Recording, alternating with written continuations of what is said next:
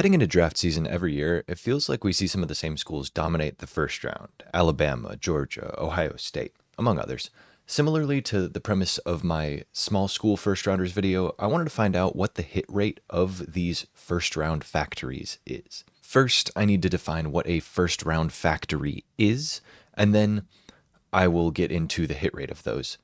To define it, I'll need to set some criteria, see if it's too broad or too narrow, and then find that nice sweet spot. So to start, I'm going to set the timeline at the past 10 draft classes. It's a standard timeline that I do in most of my draft videos, excluding the most recent one, as I don't feel confident judging players after 1 year due to Mac Jones. Next, I'm going to say you'll have to have had 2 or more first rounders in at least 4 of the last 10 draft classes. Alabama has had at least 2 in 8 of the past 10, but I feel like that's a little bit of an unrealistic expectation, so we'll narrow it down. That puts me at just 4 schools: Alabama, Ohio State, Georgia, and Clemson, which is a very interesting addition. And I think that this criteria is a bit too strict, just 4 schools, but I also don't want to loosen it up so much that there's like 10 or 15 schools to talk about. So I'm going to handpick a school or two that gives me the vibe of a first round factory and see if I can make the criteria fit that, and then see what other schools are included based on that. And the first one that comes to mind there is LSU. I really want them to be in this video. I feel like they're constantly producing really good talent. They have had 12 first round picks in the past 10 years, excluding this most recent draft, which they had 3 more. So all power to them. But I feel like that is good enough for me to consider them a factory. So I'll add the criteria of any school to produce 10 or more first rounders in that stretch. And that criteria actually fits all of the schools from the earlier criteria of at least 4 years with multiple first rounders. So that's going to be the only criteria I set. And that leaves us with the schools of Alabama, Ohio State, Georgia, Clemson, LSU, Florida, and Michigan.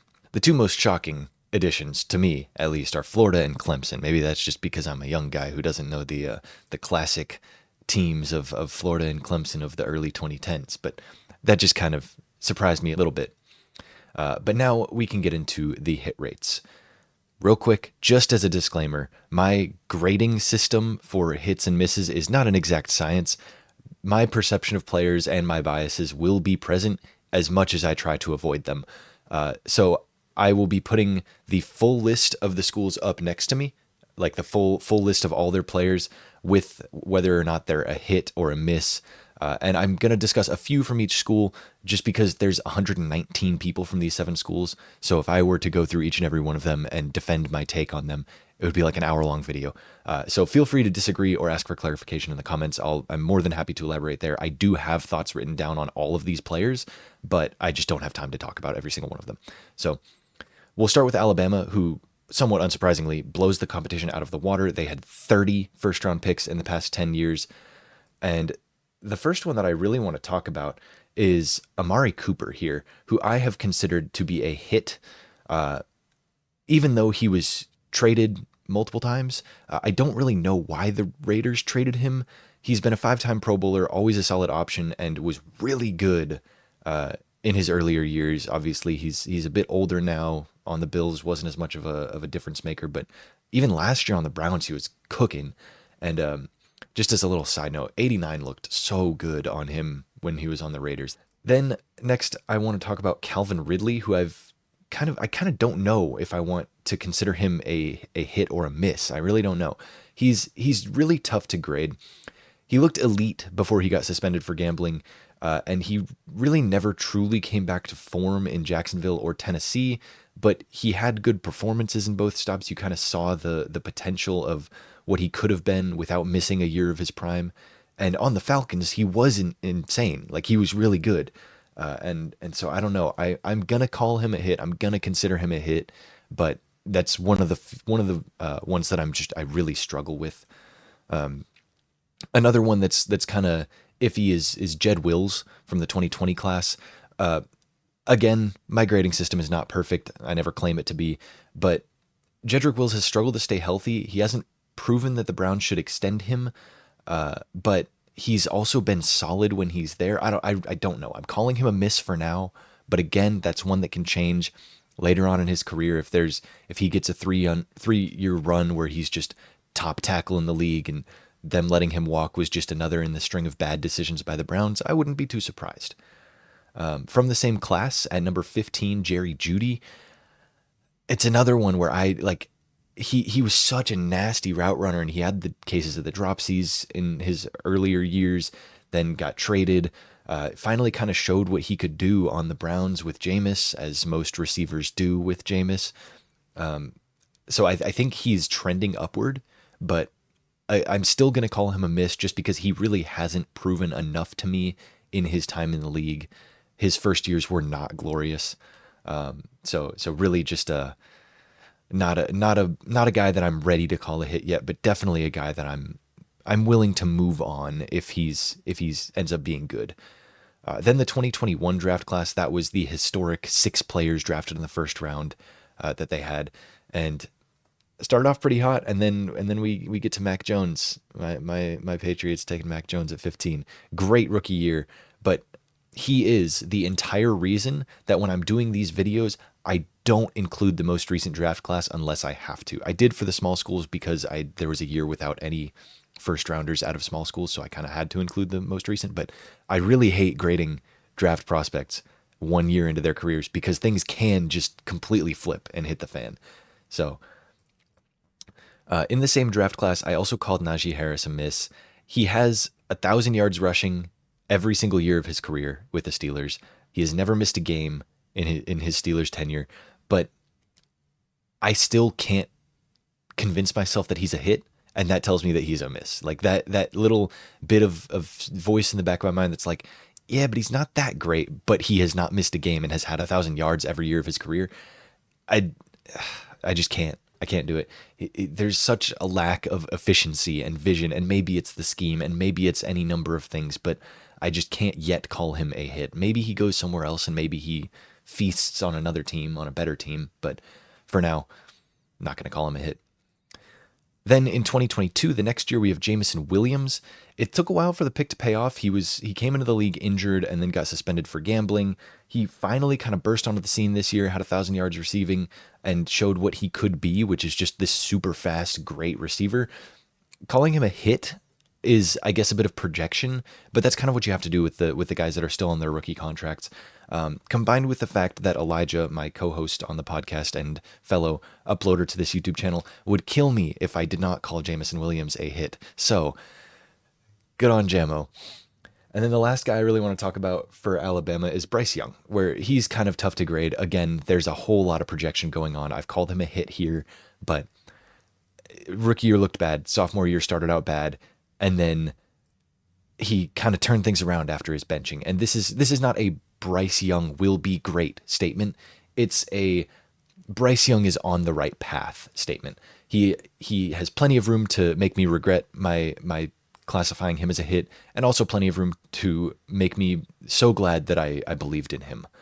But that is all the guys I wanted to talk about from Alabama. Again, if anybody needs any clarification, drop them down in the comments. I have full sentences written out for all of these guys where I have ways to defend my takes. So I'm more than happy to do so. And my grading system gives Alabama a 19 of 30 hit rate, around 63%, which is very reliable as far as the draft goes. Next, we get into the Ohio State University, who had 23 first-round picks in the span of 2014 to 2023. The first one that I got to talk about is the first one in this span, Ryan Shazier. I will not be calling him a miss. He was so good until he got hurt, and I always go back and forth on whether to hold injuries against players. In the small schools video, it was Leighton Vander Esch, who I kind of held his injuries against him and called him a miss, even though he was good when he was on the field. But with Shazier, you really don't see him have an injury problem. It's one catastrophic career-ending injury, so I can't even say that it's bad that he's injury prone. He just had an unlucky play that ended his career, but he was so good before that, I cannot call him a miss. I won't do it. Then the next guy I want to talk about 1 year later in 2015 is Ezekiel Elliott.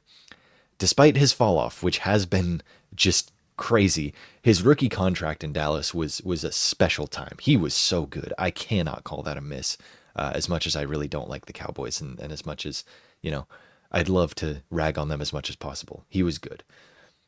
Then we get into Denzel Ward. That's a few years later here in 2018. In one of my videos from last offseason, it was talking about the top picks in the draft. I was going over the top 5 picks in the past 10 draft classes. I really struggled to grade him, but this past season, he added another Pro Bowl to his belt. He survived another trade deadline, and I think I'll call him a hit for that reason. It's tough to call a cornerback who isn't decisively a top 2 cornerback in the league, but was taken in the top 5 a hit. But I'm gonna do it. Just grading system. It's great. Then the next name that we have to talk about is Dwayne Haskins, who I will be removing from this list. I will not be counting him as a hit or a miss. Rest in peace. It is very unfortunate what happened to him. Then Justin Fields in 2021. If you've watched this channel before and you have been around for a little bit, me and Elijah are both huge Justin Fields guys. We really were. We were pounding the table for him heading into last season when he was still on the Bears. We were really excited this season that he might get some time to play on the Steelers, and then Russ was continuously hurt. We were mad when they started Russ over him halfway through the year, and I hope that the Steelers keep him and start him, and I hope he turns out as a great quarterback because I think he can be in the right system. But for now, I'll call him a miss because he really hasn't done anything to make me think he might be a hit. But I'm still a believer in Justin Fields. You can't take that from me. And then we get into 2023, which was a solid year for the Ohio State Buckeyes in the draft. We had C.J. Stroud, Paris Johnson, Jackson Smith, and Jigba. C.J. Stroud, even though he didn't have a great sophomore season, it was kind of that sophomore slump that we've seen. We saw his flashes of brilliance his rookie season. He was great. And I'm still going to call him a hit. He's still the Texans franchise quarterback until he proves otherwise. And then JSN, it's hard to judge a wide receiver 3 taken in the first round, but he's shown out when he's been given opportunities, especially this past season. And after Shane Waldron, that's kind of a big bump that he got. So it's kind of, it'll be interesting to see what goes on when Tyler Lockett isn't the 2. And I think that's going to happen this season, whether it's retirement or free agency or trade or just because JSN is better than Tyler Lockett at this point in his career. I think that JSN will be a true wide receiver 2 to DK Metcalf, and I'm very, very excited to see what he brings to the table. This gives Ohio State 12 out of 22 as hits go, which is 55%, another respectable total. Then we get into Georgia, the Bulldogs.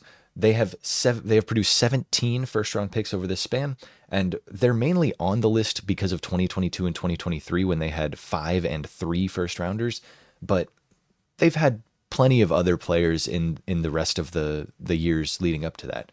And the first I want to talk about is, again, the first on the list, Todd Gurley. I'm calling him a hit. He's one of the best running backs I have watched, but injuries and a shorter career kind of lended a hand to the devaluation of running backs. And it's tough to say that he's a hit when he was a top 10 taken running back that really didn't last more than about 5 years on his team. And I still think that he is good. He was good enough in those 5 years for me to call him a hit. If you disagree, I guess I understand, but I really that's one of those that I'm calling him a hit and I really believe it. It's not one that I'm like, I could go back and forth on this.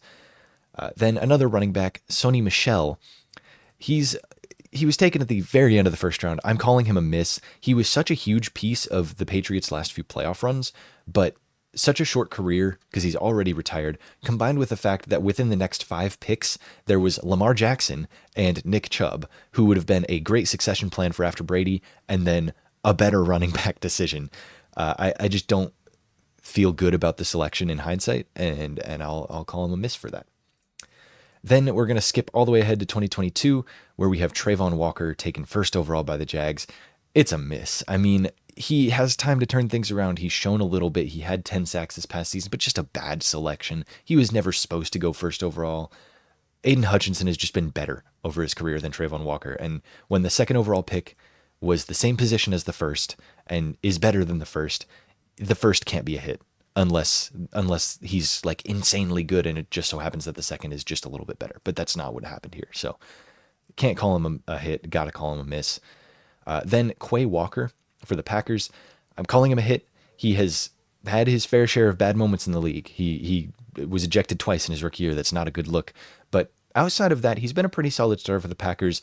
There's hopes he can break through into being a Pro Bowl caliber player in the future, and I think that's worth calling him a hit as a linebacker taken after the 20th pick. I think that's a decent enough one. Then in 2023, we've got Broderick Jones, offensive tackle taken by the Steelers. Calling him a miss so far. He's struggled to hit his stride as a blocker, and normally tackles will switch from right tackle to left tackle, and they'll have struggles protecting the quarterback's blind side, and you'll see some struggles there. But I think the reverse switch can also be tough. Broderick Jones played left tackle at Georgia and was switched over to right tackle for the Steelers, and I think switching can be tough. So I'm giving him the benefit of the doubt of he can absolutely turn this around pretty easily, actually. But for now, I will still call him a miss. And then the last thing I wanted to talk about with Georgia is just the Philly Bulldogs, man. Like Jordan Davis and then Jalen Carter and Nolan Smith, and among other selections throughout in the later rounds. But in the first round, specifically those three were so impactful in this most recent Super Bowl that they just won. Like it's crazy the hit rate of just the Philly Bulldogs. Like if you're the Eagles, take a Georgia player. It'll probably turn out well. And I just wanted to touch on that. But overall, Georgia went 8 for 17, a 47% clip. Though in the 2022 and 2023 classes, they went 5 of 8. So roughly 63% from that kind of Georgia era of the national championships that they were winning. So that class, that Georgia Bulldogs class, was a little bit more reliable than the earlier years in this study, we'll call it. Then we get into Clemson, which again was a big surprise to me being on this list. They were one of the two teams that fit the criteria that I saw and wasn't like, yeah, that makes sense, but they fit the criteria. So let's talk about them. They had 15 first rounders in the past 10 drafts. Starting off, I would like to discuss Sammy Watkins, who I called a miss. He carved out a 9-year career in the league, bounced around a bunch of different places. Always, week one Sammy, great player. Rest of the year Sammy, pretty mediocre. But he just never lived up to that 4th overall pick. So like where he was taken in the draft, he never lived up to that. So I can't call him a hit with that.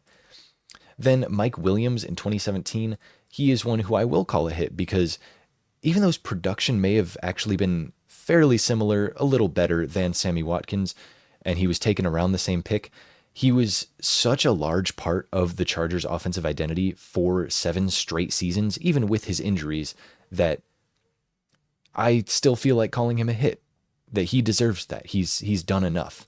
And then in that same draft class at number 12, Deshaun Watson went to the Texans.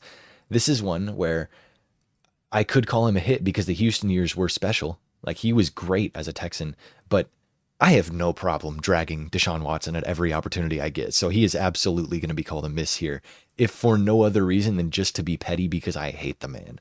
So onward we move. Christian Wilkins is the next name I want to talk about. Calling him a hit, he progressed really well on the Dolphins and earned himself a bag with the Raiders. He was injured this past season, only played in 5 games, and this calling him a hit, this designation of a hit, is with hope that he returns to form and is good in his future Raiders tenure. And then we've got the 2021 draft class with the Jags taking Trevor Lawrence and Travis Etienne. I'm calling Trevor Lawrence a hit, but Etienne a miss, and it's kind of reflecting the Jaguars and their inefficiencies over this time. It would be to call both of them a miss because they have not contributed to any success. But Trevor Lawrence hasn't had a great team around him to succeed, and he's shown that he can be good, just maybe not as elite as the Jags had hoped he would be. But I still think getting a quarterback who can be a long-term starter for you is a hit anywhere in the draft, just because of how many misses we see at the quarterback position. As far as Etienne goes, though, he looked like an elite running back last year and then flopped this year with injuries, of course. But injuries have kind of plagued him throughout his career. So that's another thing where I'm like, I can't really give him his props and hope that he can come back from something if he's been struggling with it his whole career, I'll call him a miss for now. But again, this is still a pretty recent draft class. He can turn things around. He can flip it and become a hit, become a great running back. But Tank Bigsby was encroaching on his touches. He was being benched in the later half of the year, and I just can't really grade him well for that. And as with all these grades, right? Anyone from like 2022 onward, they have not been confirmed 100% as a miss or a hit. Even 2021, anyone can turn a career around for better or for worse. They can go from being a hit to being a miss, or from being a miss to being a hit. But so far, Clemson finishes shooting 6 of 15, exactly 40%. And we move to LSU. They had 12 first rounders in this span. Again, 3 this past season that all look great, but we won't count those. First one I want to talk about, again, the first one in this span, Odell Beckham Jr. I'm calling him a hit. Short career, and this may be my bias of just like cool player making cool plays, but his first 3 years in the league and his run on the Rams that got them to the Super Bowl and helped them win the Super Bowl, that kind of makes him a hit for me. Like, he may not be the greatest receiver of all time, but he has one of the better peaks of recent receivers, I think. So I'm calling him a hit, and that may be, my bias showing through. Disagree with me if you want, I understand. Then the next 2 I want to talk about are actually the next 2 in line, Leonard Fournette and Jamal Adams, taken at 4 and 6 in the 2017 draft. I've called Fournette a miss and Jamal Adams a hit.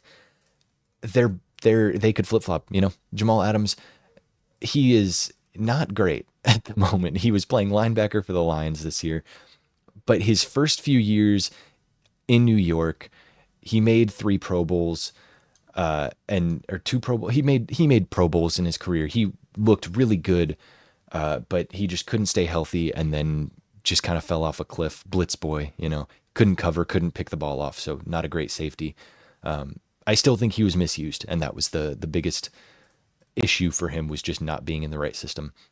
And then Leonard Fournette, the reason I'm calling him a miss was just because he didn't establish himself as a long-term top running back. He was critical in the Jaguars' playoff run in 2017, his rookie season, in the 2017-18 playoffs. That's when they went crazy, made the AFC Championship, the Saxonville defense. He was integral in that, but he just never quite panned out for the Jags. He was good on the Bucks, but 4th overall running back, being good, I feel like I'm not mad calling that a miss. And maybe 6th overall safety just being pretty good, maybe should call him a miss as well. But I'm leaving it as is. All right, I'll stand by my decisions, good or bad. And then Tre'Davious White, also in that class. We're just talking about the whole 2017 class at this point. Calling him a hit. He was a lockdown corner during his rookie contract, and then was plagued with the injury bug. So another guy that I'm not going to really criticize for his injuries. He was so good without them, and I think that even with the injuries, he's a hit, but he could have been even better, which I think is the biggest disservice that injuries did to him, just because of how much better he could have been and what he could have shown us during that time that he just didn't get to. And then the 2020 draft class has arguably the highest of highs and the lowest of lows of any class I think that I've gone over in this video, where Joe Burrow and Justin Jefferson, both top players at their position. Joe Burrow may be closer to top 3, top 5, but still very much up there. Very good quarterback. Justin Jefferson, wide receiver 1, pretty easily. So that's a great little stretch of guys. And then there's K'Lavon Chaisson at 20. Not him. Not good. There's Clyde Edwards-Helaire, who's picked over Jonathan Taylor. He never found his footing in the league. There's many reasons behind that, and some of them are not physical injuries, but other issues, and I hate holding that against him, but because he never found his footing in the league, was replaced by a 7th rounder in Isaiah Pacheco, it's just tough for me to consider the potential of Clyde Edwards-Helaire. I can't call him a hit. I can't exclude him. He was a miss of a draft pick. The LSU boys went 8 of 12, 67%, the best clip thus far, and they added 3 first-rounders that looked like very good players in the most recent draft. But again, Michael McCorkle Jones is the reason I don't grade rookie seasons. So, can't call him hits yet. Then we get into Florida, the other kind of surprise from this, where I just did not expect to see Florida here. The players I want to talk about here, only a couple of them. DJ Humphries, offensive tackle, went to Arizona. Calling him a hit, he he got a Pro Bowl nod. He was a longtime starter for the Cardinals. And with that, he had an injury riddled career, but the Pro Bowl, and he had 97 starts in 8 seasons with the Cardinals. I think it's fair to call him a hit as a later first rounder, especially, even if it is kind of a little stretch of a hit, I guess. And then Keanu Neal, the Falcons safety that they took in 2016, he dealt with injuries and he had a Pro Bowl. And so it kind of mirrors DJ Humphries, but Keanu Neal's Pro Bowl was as a replacement, not an official Pro Bowl selection. So I struggle to see him as a hit, if for nothing else, just due to that. Then in 2021, Kyle Pitts at 4, miss so far. He is my sweet baby boy. He always will be. I will always think that he could be great. He has all the potential in the world, but surely he'll break out next year, right? Surely. Then Anthony Richardson is the last guy I want to talk about.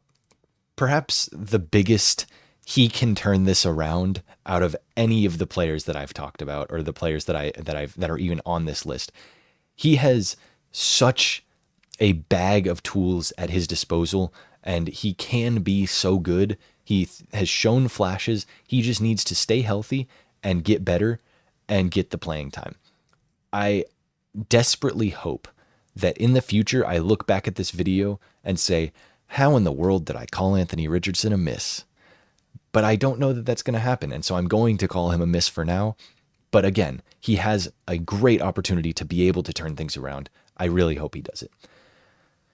Florida has gone with a pitiful 1 of 12 in the 10-year span.